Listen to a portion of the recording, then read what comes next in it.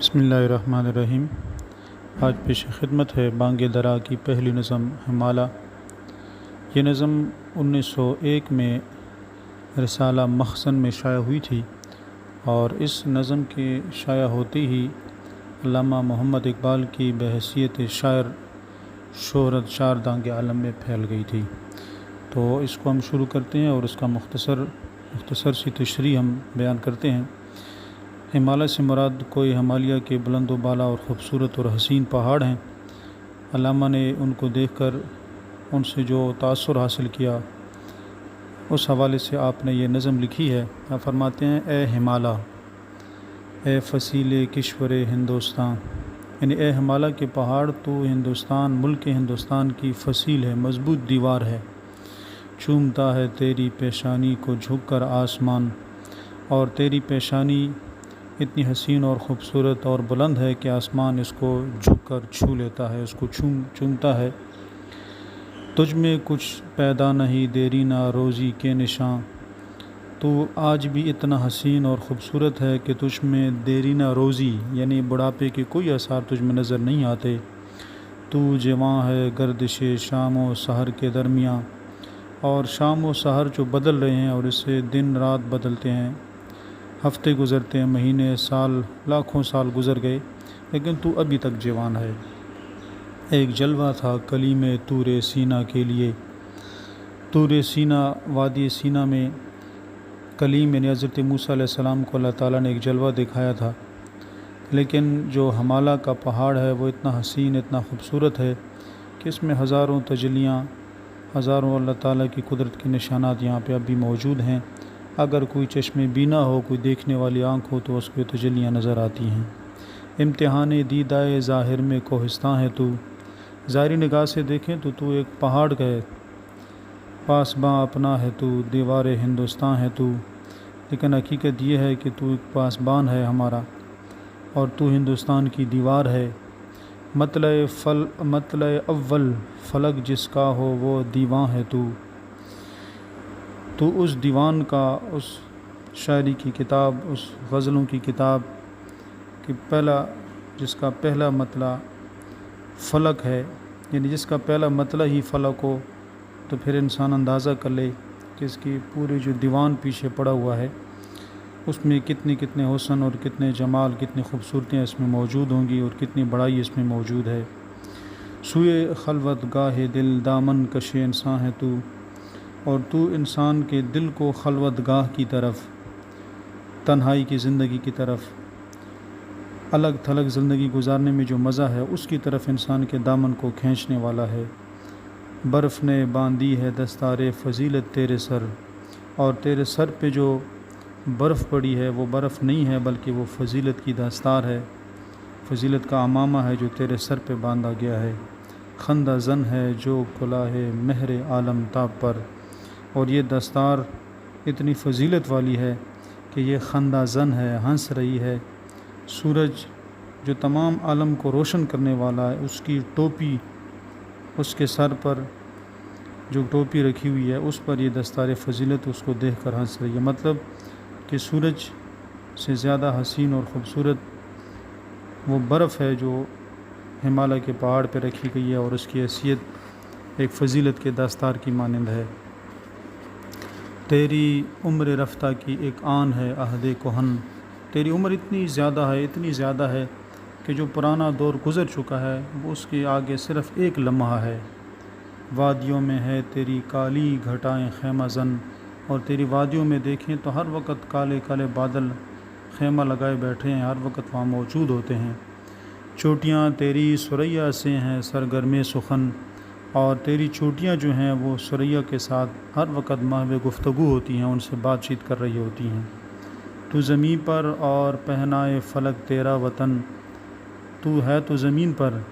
لیکن پورا جہاں تک یہ فلک، یہ آسمان پھیلا ہوا ہے، وہاں تک تیرا وطن ہے۔ چشمہ دامن تیرا آئینہ سیال ہے،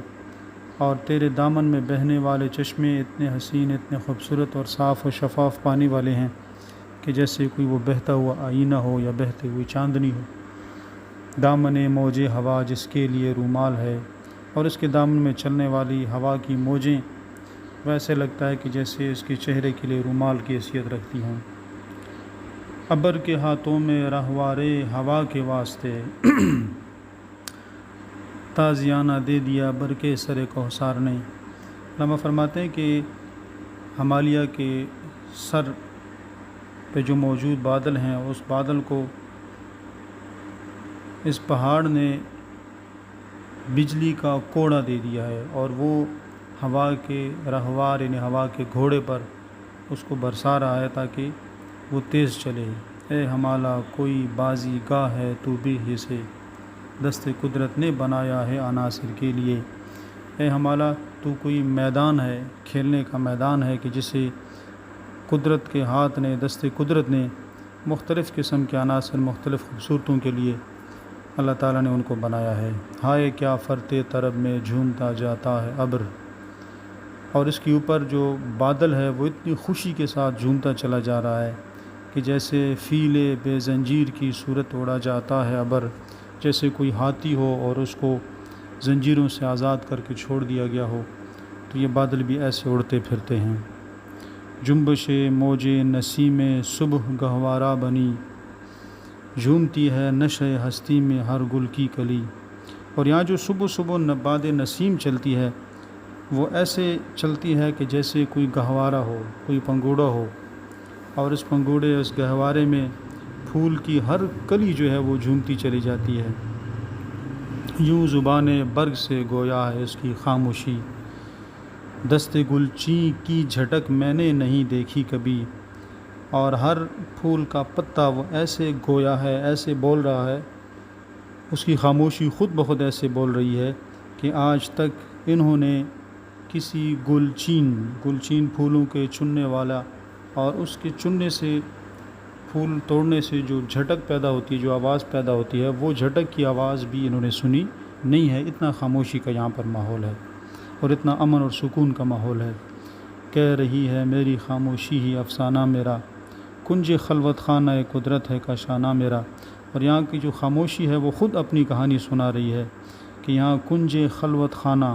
اکیلے رہنے کی جگہ کا ایک کنج، ایک کونا، یہاں پر قدرت نے جس کو بنا رکھا ہے، یہی میرا کاشانہ ہے، یہی میرا گھر ہے، یہ میرے رہنے کی جگہ۔ یعنی اس سے حسین اور خوبصورت اور کوئی جگہ نہیں ہو سکتی کہ انسان کوئی ہمالیہ میں کسی تنہائی کی جگہ پر ایک کونے میں بیٹھ جائے، تو اس سے حسین جگہ اور دنیا میں کوئی میسر نہیں ہوگی۔ آتی ہے ندی فراز کوہ سے گاتی ہوئی، کوثر و تسنیم کی موجوں کو شرماتی ہوئی۔ تو یہاں پر شاعر اس دامن کوہ میں جو بہتی ہوئی ندیاں ہیں، اوپر پہاڑ سے بہتی ہوئی آتی ہیں، تو وہ کہہ رہے ہیں اتنا حسین منظر پیش کرتی ہیں کہ اس سے کوثر و تسنیم یعنی جنت کے جو دو ندیاں ہیں ان کو یہ شرما رہی ہے۔ یعنی یہاں پر ندی کو کوثر و تسنیم کے ساتھ تشبیہ دی گئی ہے، اور جب مشبہ بھی، ویسے تو تشبیہ کا یہ قانون قاعدہ ہے کہ مشبہ بھی میں جو وجہ شبہ ہے وہ زیادہ پائی جاتی ہے، لیکن اگر مشبہ میں وجہ شبہ زیادہ پائی جائے تو اس کو تشبیہ معکوس کہتے ہیں۔ تو یہاں پر تشبیہ معکوس ہے، اس کو یہ بیان کیا گیا ہے۔ اور یعنی وطن کی محبت میں، چونکہ وطن کی محبت میں یہ نظم لکھی گئی ہے، تو اس لیے وہ اس ندی کو زیادہ حسین اور خوبصورت قرار دے رہے ہیں۔ آئینہ سا شاہد قدرت کو دکھلاتی ہوئی، سنگ راہ سے گاہ بچتی گاہ ٹکراتی ہوئی۔ اور یہ اتنی حسین اور خوبصورت ندی ہے اللہ تعالیٰ کی بنائی ہوئی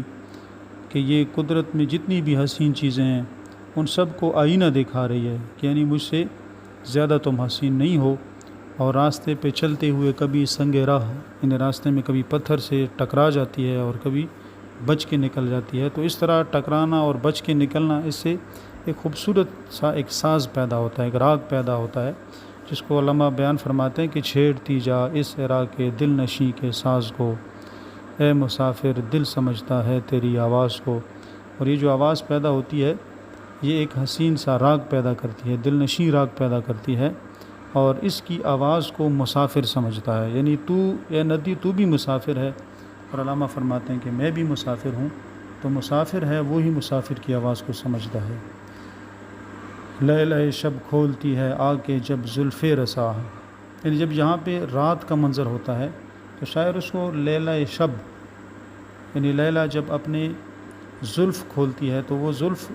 اندھیرے کو شاعر نے لیلہ کے زلف کے ساتھ تشبیہ دی ہے کہ جس طرح زلفیں پھیل جاتی ہیں تو سیاہی پھیل جاتی ہے، تو اسی طرح یہاں پر جب اندھیرا پھیلتا ہے تو ایسے لگتا ہے جیسے کسی لیلہ نے اپنی زلفیں کھول دی ہوں۔ دامن دل کھینچتی ہے آبشاروں کی صدا، یہاں پر جو آبشاروں کی آواز ہے وہ دل کو کھینچتی ہے اپنی طرف، خود بخود انسان کا دل اس کی طرف چلا جاتا ہے۔ وہ خاموشی شام کی جس پر تکلم ہو فدا، خاموشی تو ویسی بھی یہاں پر ہوتی ہے، لیکن شام کے وقت کی جو خاموشی ہوتی ہے وہ اتنی حسین اور اتنی خوبصورت ہوتی ہے کہ تکلم یعنی بات جو ہوتی ہے، بات کرنے کا جو فن ہے وہ اس پر فدا ہو جاتا ہے، اس پر قربان ہوتا ہے۔ انسان کہتا ہے کہ بات نہ کروں، بس اس خاموشی میں خود بھی خاموش ہوں اور خاموشی سے لطف اندوز ہوتا رہوں۔ وہ درختوں پر تفکر کا سما چھایا ہوا، اور درخت ایسے ہیں کہ جیسے کوئی فلسفی بیٹھے ہوں، گہری سوچ میں ڈوبے ہوئے ہوں، تو یہاں کے درخت فلسفیوں کی طرح تفکر کا سما ان نے پیدا کیا ہوا ہے۔ کامتا پھرتا ہے کیا رنگے شفق کو حصار پر، خوشنما لگتا ہے یہ غازہ تیرے رخسار پر۔ شاعر کہتا ہے کہ یہاں پر جو رنگ شفق، سرخ رنگ جو شام کے وقت پہاڑوں کے اوپر آ جاتا ہے، وہ ایسے کامتا پھرتا ہے اور اتنا حسین لگتا ہے کہ جیسے کسی حسینہ، کسی محبوب کے رخسار پر کسی نے غازہ